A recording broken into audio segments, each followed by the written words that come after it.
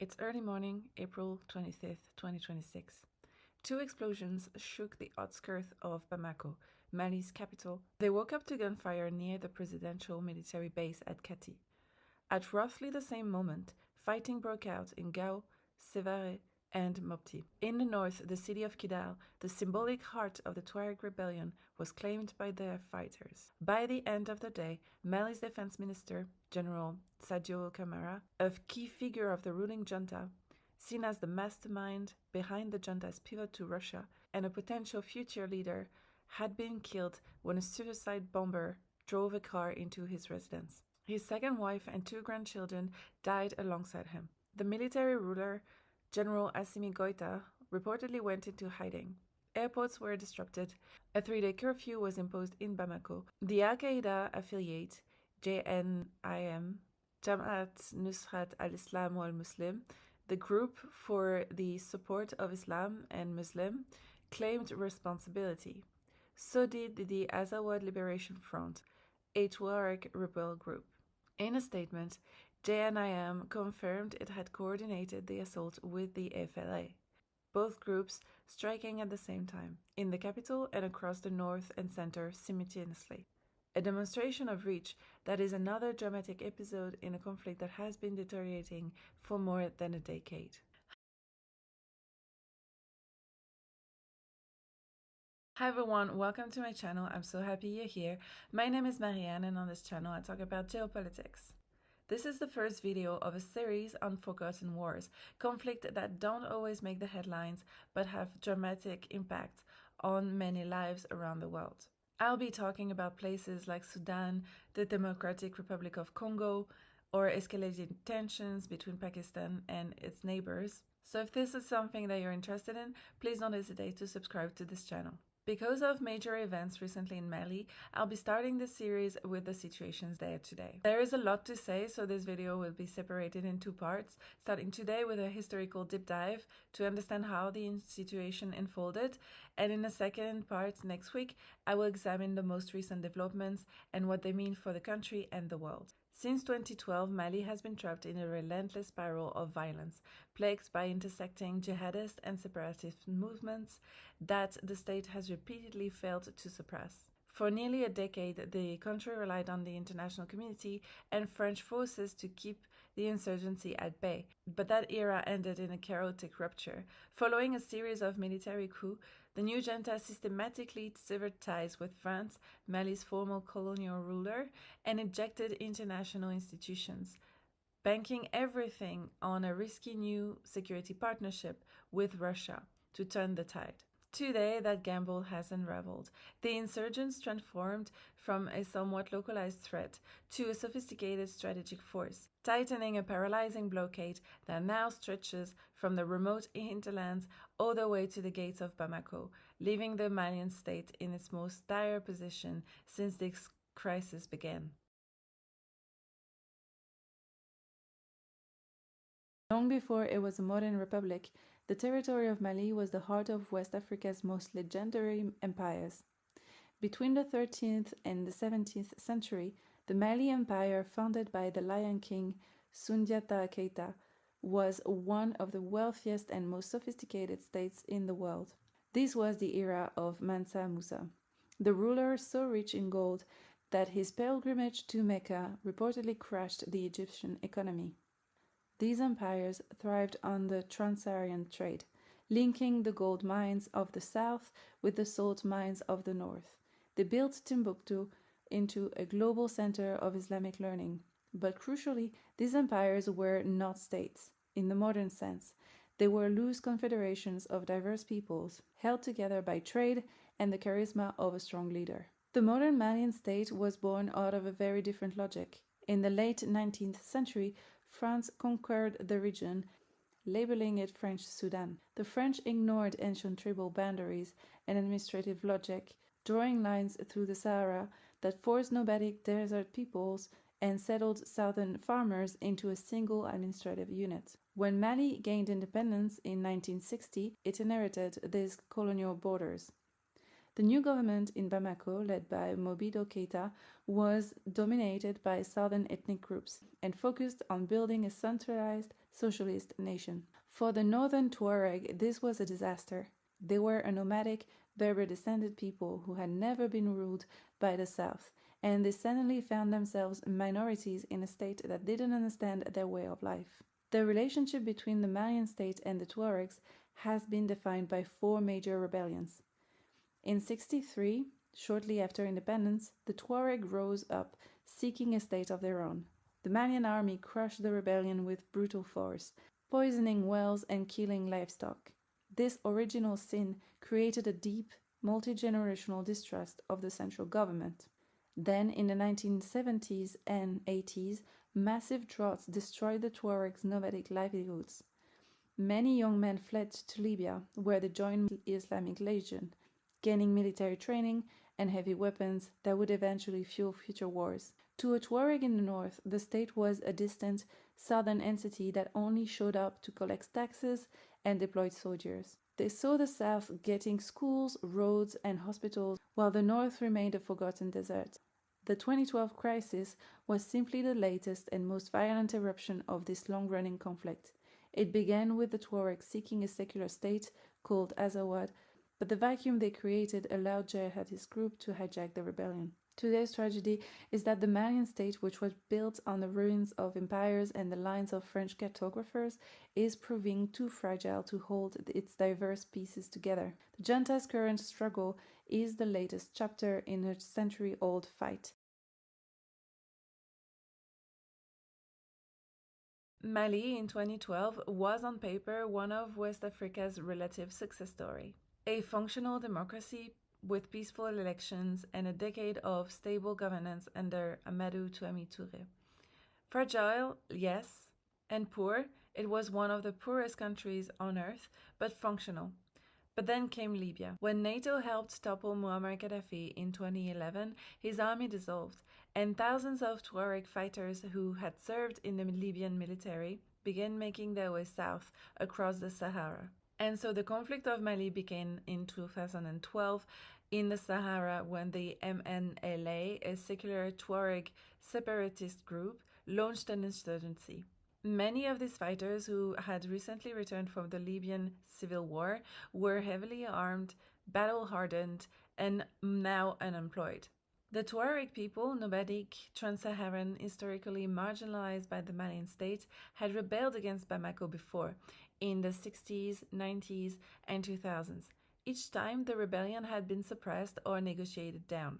This time, armed with Libyan heavy weapons and organized under the National Movement for the Liberation of Azawad, the MNLA, they launched a new offensive in January 2012. And as the Malian military suffered defeats in the north, mid-level officers in the south grew furious over the lack of supplies and leadership. This led to a military coup in Bamako on March 22 that created a power vacuum that effectively paralyzed the central government.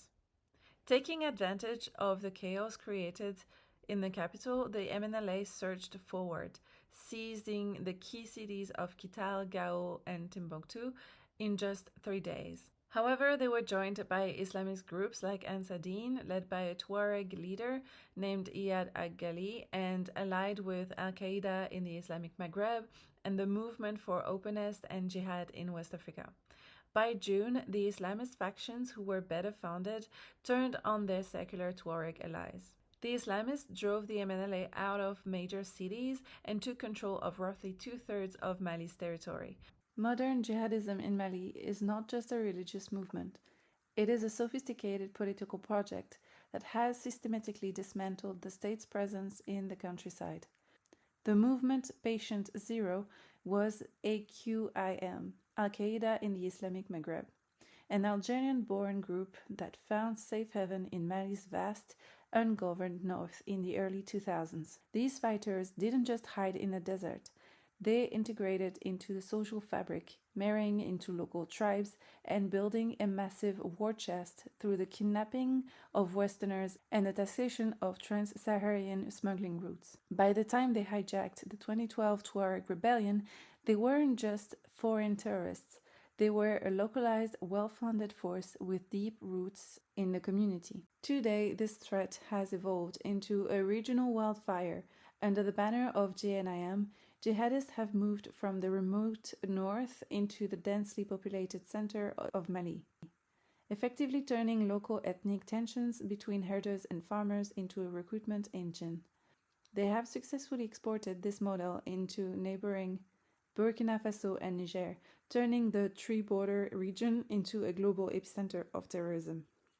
By positioning themselves as an alternative state, offering a brutal but consistent form of justice and protection where the central government has failed, they have created a shadow caliphate that is no longer satisfied with controlling the desert, but it is now actively strangling the capital and eyeing the coastal states of West Africa, where they began imposing a strict version of the Sharia law. By late 2012, the radical groups began moving further south, threatening the capital of Bamako.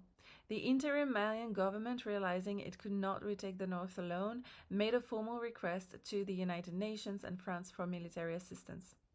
This culminated in the UN Security Council authorizing an African-led mission, which eventually paved the way for France to launch Operation Serval in January 2013 to stop the jihadi advance. Within weeks, the Islamist advance was reversed. French and Malian forces retook the north. Timbuktu was liberated to scenes of jubilant crowds. 3 of the major jihadist leaders were killed, and Iyad al-Ghali fled to Algeria.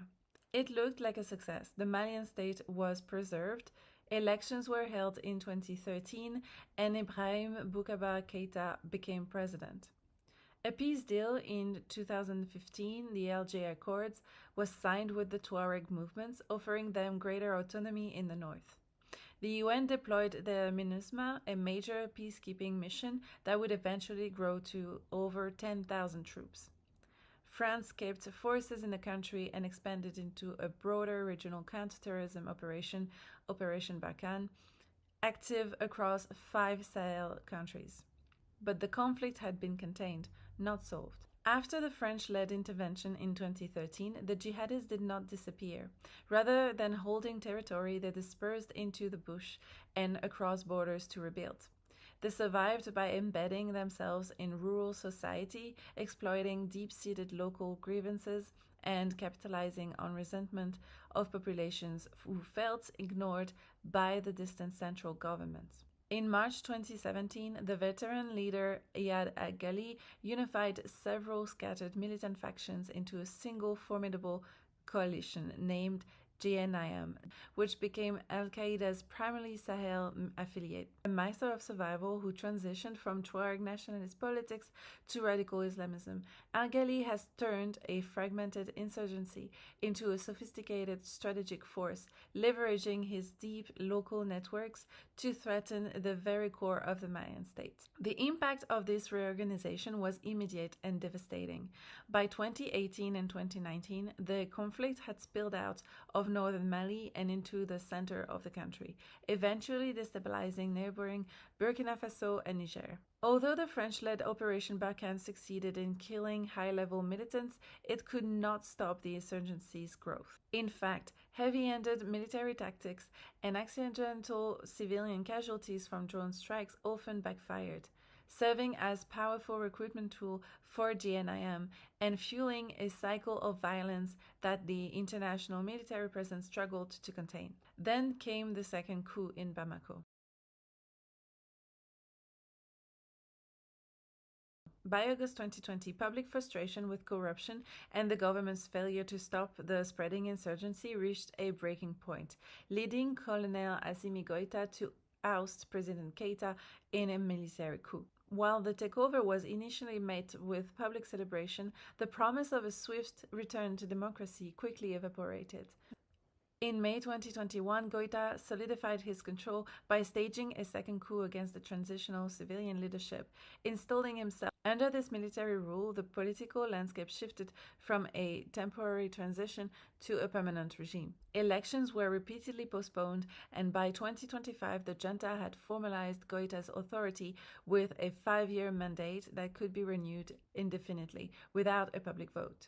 The final blow to the democratic process came in May 2025 when the government formally dissolved all political parties. Having dismantled the previous political order, the junta then moved to make a series of radical strategic shifts that fundamentally altered Mali's international and security alliances.